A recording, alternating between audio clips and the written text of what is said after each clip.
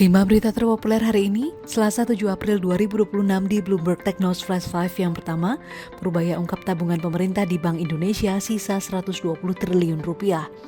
Tabungan pemerintah di Bank Indonesia dilaporkan terus menyusut, namun Menteri Keuangan Purbaya Yudisadewa mengungkapkan saldo kas pemerintah tersisa sekitar 120 triliun rupiah.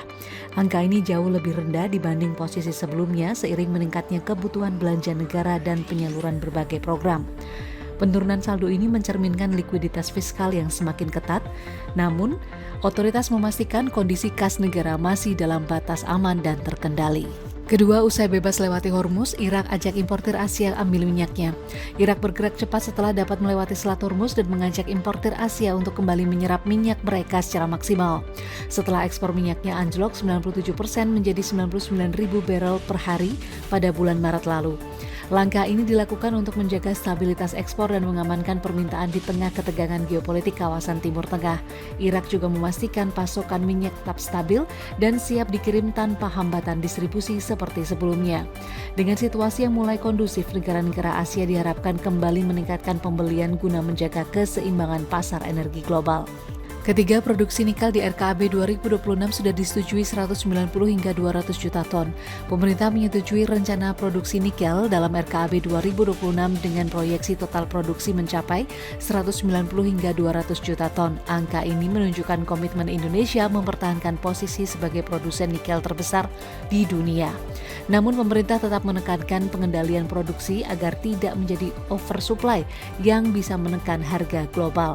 Kebijakan ini juga diarahkan untuk mendukung hilirisasi industri nikel dan memperkuat nilai tambah di dalam negeri. Keempat, lalin Selat Hormuz naik ke level tertinggi sejak awal perang.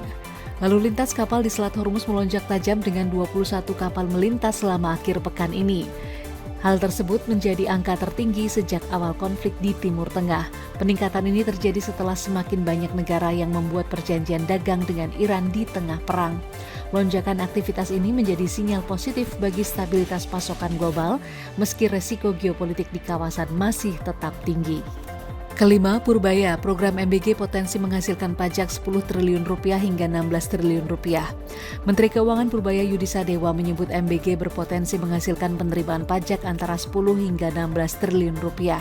Potensi tersebut berasal dari efek berganda terhadap sektor produksi, distribusi hingga konsumsi masyarakat.